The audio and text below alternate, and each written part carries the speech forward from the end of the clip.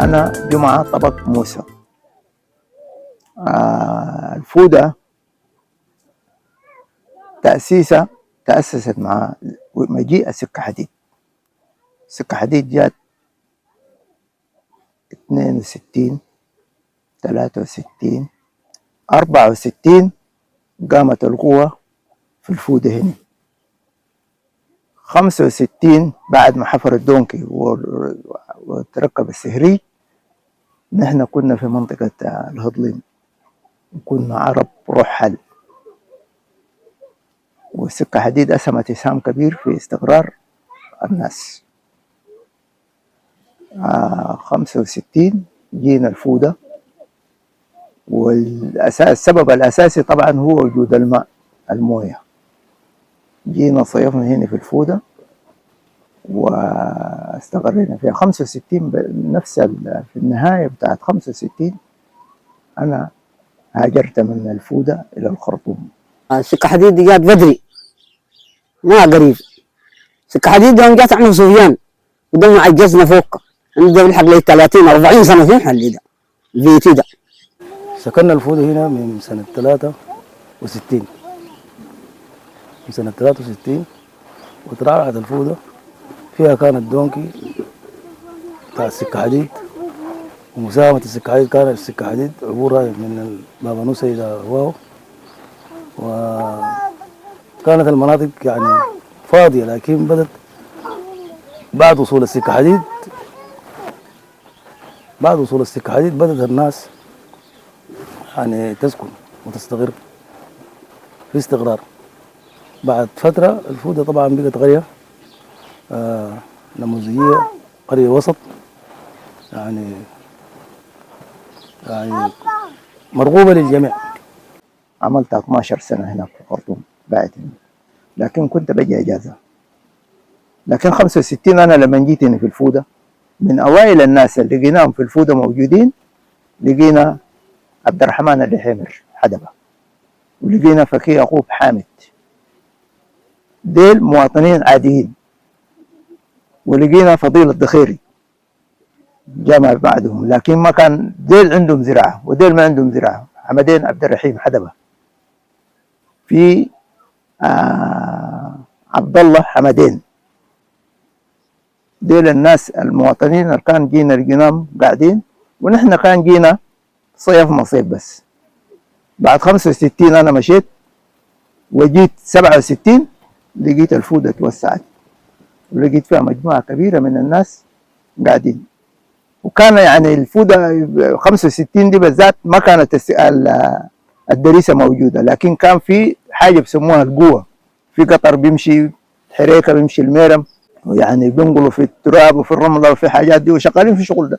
وكانت المباني يدوب بدت المباني بتاع سكة حديد 65 دي بدت إنشاء ما اكتمل. أنا خليتها إنشاء ما اكتمل. الناس العمال ما سكنوا فيها، كان ساكنين في سندكة هنا جنب السيريج ده.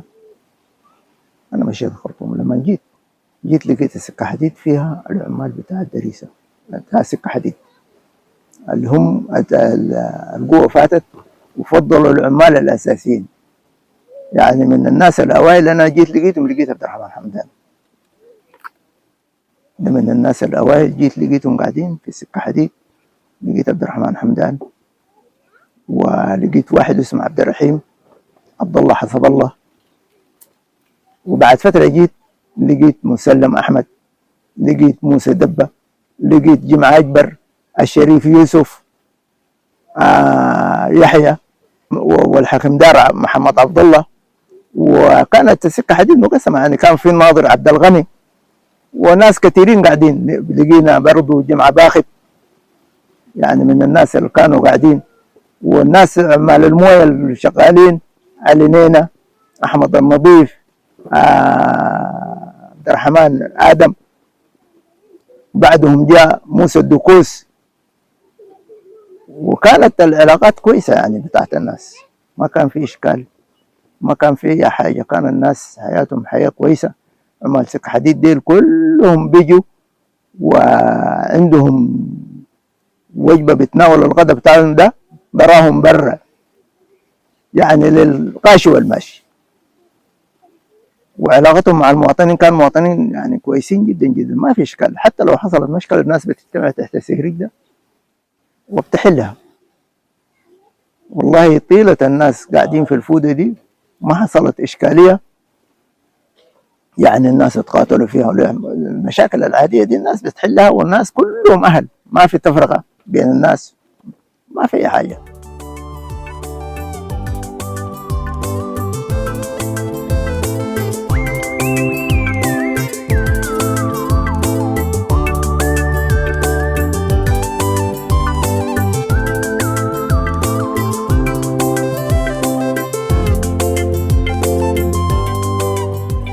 ثمانية وسبعين 79 أنا جيت وعملت رئيس مجلس لجنة شعبية، رئيس لجنة شعبية في الفودة. سنة 80 جاء مشروع الفودة اللي هو ممول من البنك الدولي برأس مال تقريبا 18 مليون دولار. مشروع الفودة الزراعي وكان من المؤسسة العامة للزراعة الآلية، المؤسسة العامة للزراعة الآلية. بعد ما قام الكلام ده سنة 1979 بعد ذاك جه هنا كان جه فيه مدير اسمه حسين عبد الرحمن، وجاب عربية هوستنج السيد ده اسمه حسين الباروكة، فقاموا شنو مشوا الميرم. وكان المشروع اصلا جاي الميرم للأراضي الطينية، لأنه كان في مشروع برضه من الوزارة هناك تابع الخرطوم هناك، وكان شنو في معجاجة، يعني قبل بكم سنة كده في معجاجة، معناته برضه هو جاي هنا للأراضي الطينية. فلما جاي هنا للأراضي الطينية مشوا الميرم، ناس الميرم زي ما استقبلوا بيهم وزي ما كان عارفين المهام بتاع المشروع ده شنو، فقاموا طوالي شنو قال له والله نحن ما عندنا مساحات ولا نقدر نديكم مساحات وكده. فجو الفوده، لما جو الفوده الناس رحبوا بهم هنا لانه في عمال من عمال سكه حديد، وبيعرفوا انه الحياه زي بتعمل تنميه وبتعمل كده، فقاموا قعدوا مع المواطنين وقال لهم يا اخي قبلوا بالمشروع ده. فالناس قبلوا المشروع ده، اول حاجه يقولوا المشروع ده ادوا المشروع ده، ادوا الاراضي دي، الارض اللي هنا هسه البنوا فيها دي 2 كيلو، ال 2 كيلو دي ادوها عليهم بدون مقابل. ومن هناك طوالي مشي شنو برضه مشي برا ادوهم مشروع بدون مقابل. فقال لهم شنو احنا اديناكم والناس تزرع. المشروع الزراعي برضه يعني أرغم الناس على الاستقرار وللزراعة، وعلمهم كيف يزرعوا وكيف يعملوا يعني عمل يفيد المنطقة ويكون فيه إنتاج يعني يقدم البلد للأمام.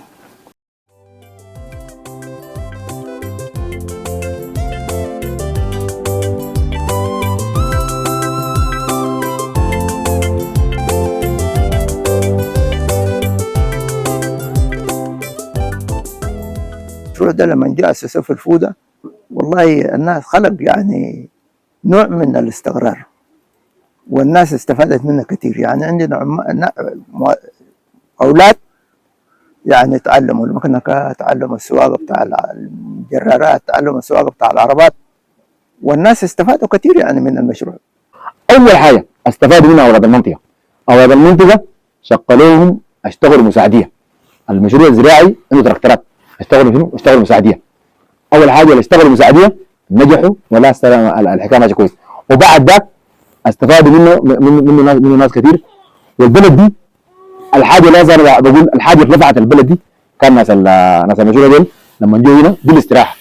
دي يا اخواننا دي الاستراحه دي كان مبنيه بخشب، وكان في كم بيت مبنيه بخشب. البيوت المبنيه بخشب بس فضل بيت واحد بس، بعدين بعد شويه هنمشي البيت ده نجيب البيت ده بيت واحد بس. البقيه شنو؟ كلها شنو؟ وقعت اتهارت.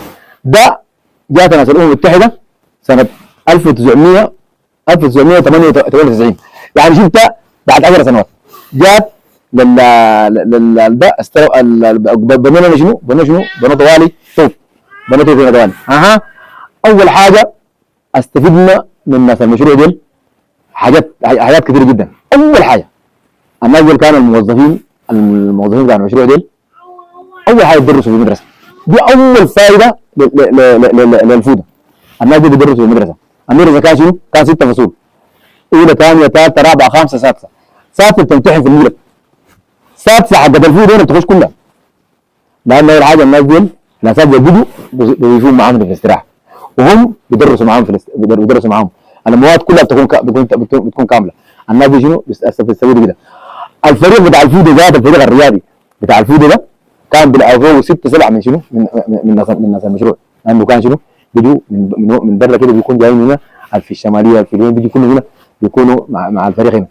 الناس دول يعني نحن قدمنا معاهم تقديم شديد جدا. اول حاجه اصلا نحن بنلعب البول نلعب باسكت بول يعني نحن بنلعب البول وبنلعب الباسكت بول يعني هسه في ناس هنا والله بيعرفوا اللي جابت عندنا انا وريت بطوله الترابيزه دي شايفينها بطوله الترابيزه شنو بنلعب فيها كده والله اللي كان جابها في التلفزيون والناس دي شنو كانت العوانه الفود هنا. اول حاجه الناس دول علمونا انه كيف احنا نلعب الكوره بتاعت القدم كيف نلعب كوره البولي كيف نلعب كده بكلام بالحاجات كلها. يعني احنا اصلا واحد ممكن يحكي كوره بتاعت قدم ويحكي كوره بتاعت بولي ويتكلم انجليزي في جوا الكلام بس لكن بره منها ما يكون عارف اي حاجه لانه جوا يكون عارف الخطا بيقول شنو وعارف الكوره لما يعني تبرد الكوره شنو يعني بلغه انجليزيه لكن بره منها ثاني ما عارفين الحاجه دي كلها شنو علمونا لا شنو ناس المشروع. نحن في الفوده عندنا منتخب الفوده هو بيشمل الفوده كلها.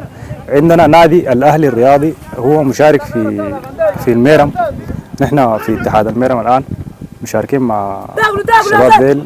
وبالنسبه للانديه في البلد دي نحن عندنا 2 نادي. النادي الاول داخل السوق اللي هو النادي بتاع علي والنادي الثاني النادي بتاع ادم جمعه طبق. نحن في الفوده ميداننا هو الميدان الحريه ميدان عام.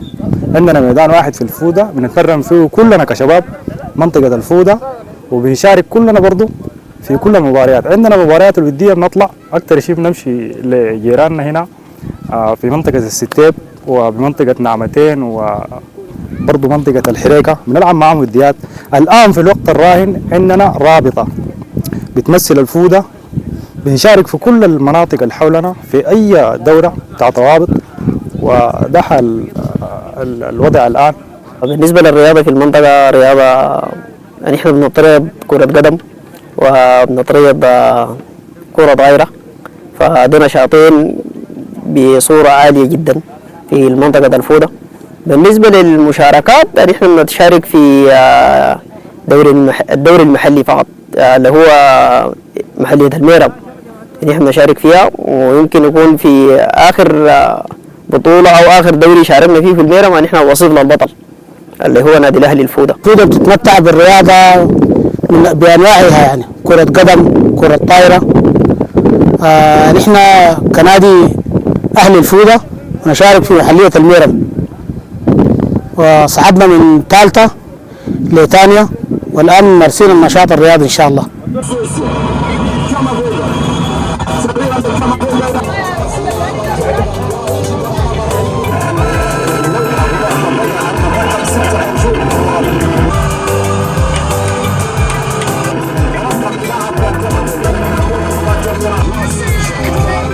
ناس المشروع ده يا اخوان لما جو برضه جابوا شنو؟ جابوا فيديو. الفيديو ده بيجوا يعني بأشرطة عادية. في ناس بيجونا من برا من الدابي من بيجونا بيربطوا حميرهم لبغات كده ويجوا بيحضروا شو؟ بيحضروا الفيلم. يعني عندهم ذات مزاج يعني يجي يقول لي يا عبد الرحيم الليله جيب لنا رامبو يا عبد الرحيم الليله جيب لنا كده كده يعني شنو؟ هم بيجوا وعندهم الراي والناس تعمل معاهم كده. أول دش نحن جابوا لنا هنا جابوا لنا سنة يعني 98 بداية 98 يعني دي شهر واحد كده بداية 98 يعني بعد ذاك شنو حضرنا بيه ولا ده حضرنا بيه كأس العالم. حسنا أغلب الفيديو أغلبيتهم من اللي بشجع الكرة الإنجليزية الكرة الإسبانية مثلا ريال مدريد وبرشلونة وبشجع الكرة الإنجليزية كلها شنو لأنه كان أول حاجة شافوا شنو شافوا الكرة دي في الديش في الديجيتال خلاص شنو خلت الناس شنو تشوف الحاجات دي وتكون عارفة إنه في حاجة اسمها الديش.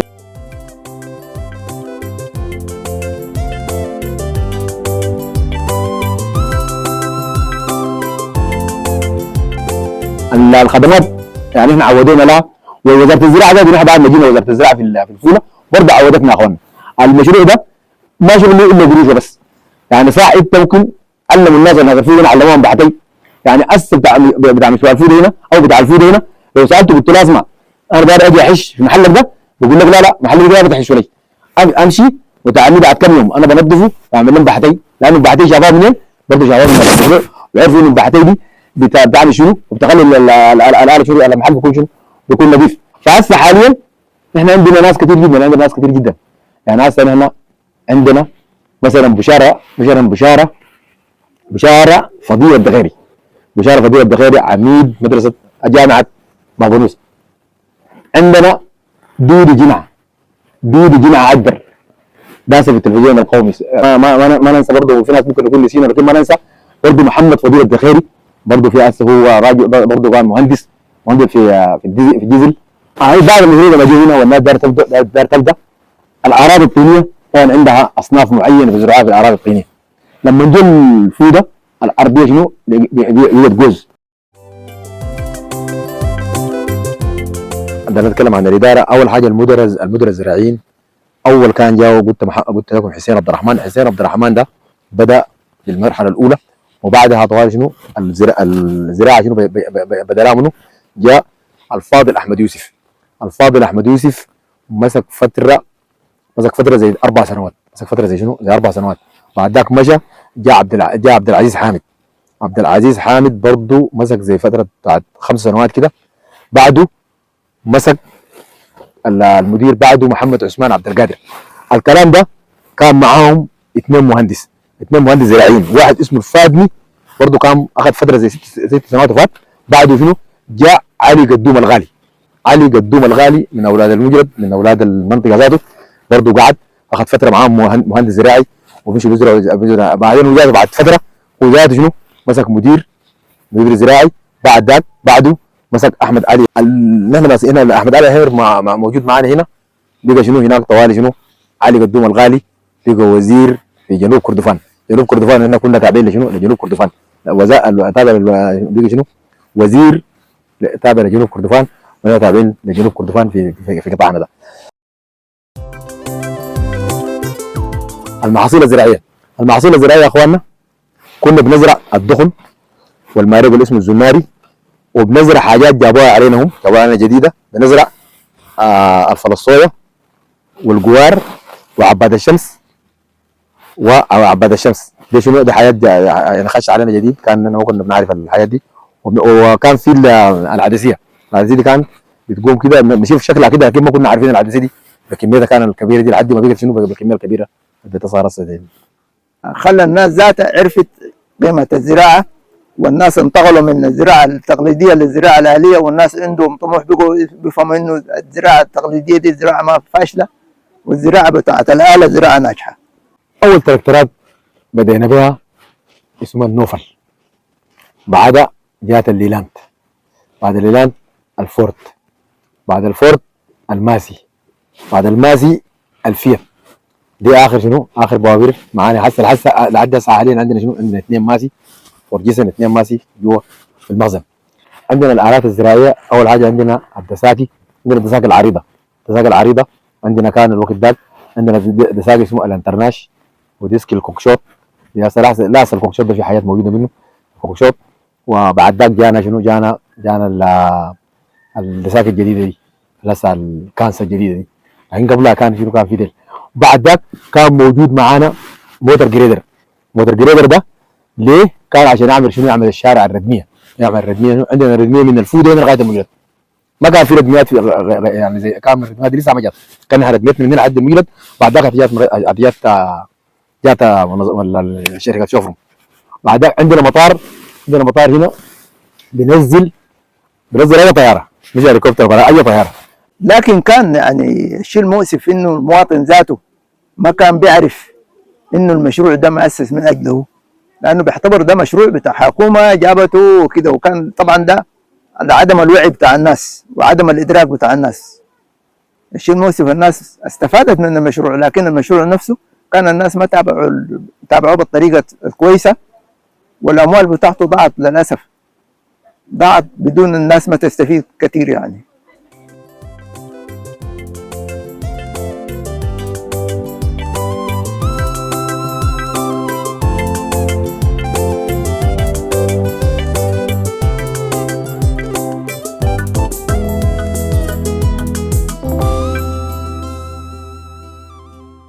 احنا بنفتكر انه مشروع الفودة ده مشروع اساسي، وهسه حق لو في طريقه والاوضاع في السودان دي استقرت، حق المشروع ده اعاد النظر فيه، لانه ده المشروع الوحيد قاعد في المنطقه، وهو يعني في حاجات كثيره بنتجها، ممكن ننتج الفول السوداني، يمكن عباد الشمش، يمكن يعني الكركديه، ودي حاجات اساسيه. معلش زي الدخن دي مثلا البوده والحاجات الامراض دي، ولو كان لقوا اسمده يعني بتبيد الحاجات دي، المشروع ده يعني مشروع ناجح.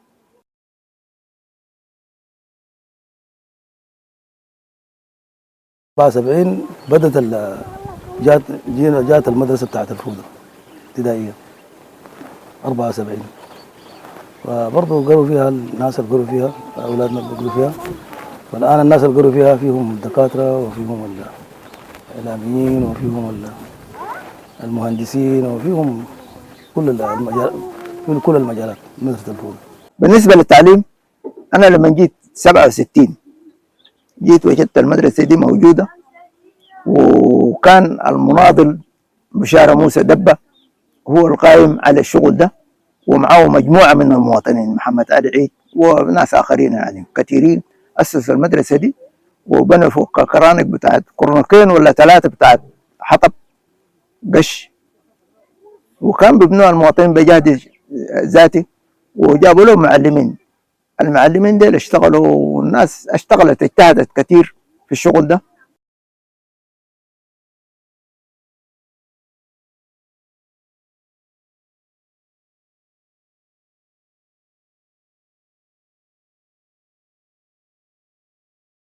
عانينا شديد.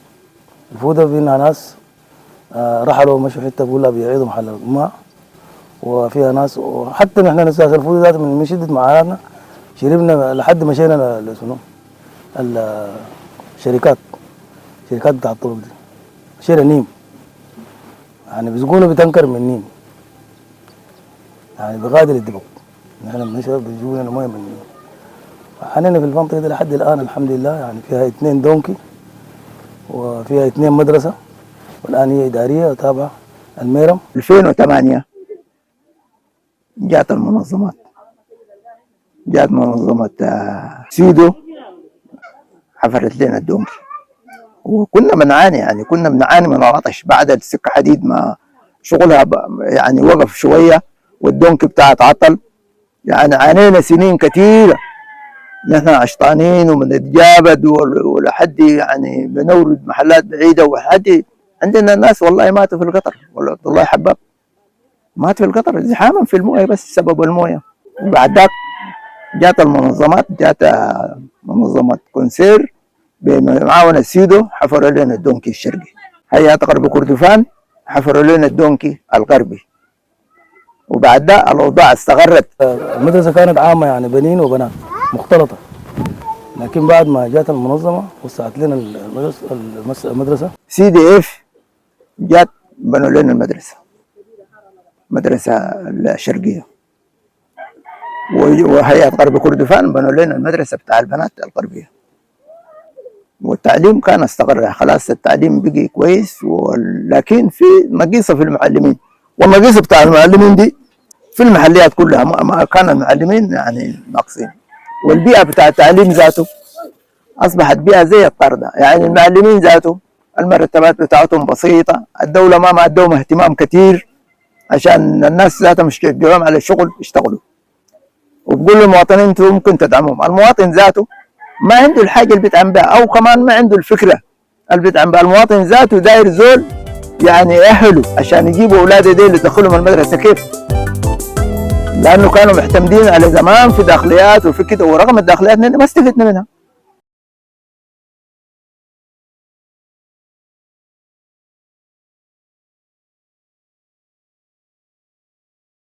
علاقاتنا مع الجنوب في الستينات لحد السبعينات دي علاقة جيدة جدا جدا، ما كنا يعني بيناتنا في حاجة، يعني الناس صحيح في مشاكل بسيطة لكن كانوا الناس يعني متعاونين تماما. يعني احنا كنا قبل 65 دي بالذات، قبلها الجنوب ده كان ما في طريق مقفول، ما في مواصلات، الخط الواحد اللي هو سكه حديد جاء فتح الطريق. لكن قبل الحاجه دي الناس كانوا بيشولوا بالتيران بتاعهم بالحمير بتاعهم. جمال طبعا ما بتمشي في الزمن بتاع الخريف، بيشولوا المواد كلها بتاعت الغذائيه كلها بودوها بنقلوها بودوها الجنوب، بودوها بيي، بودوها روك، بتمشي يعني، والناس متعاونين.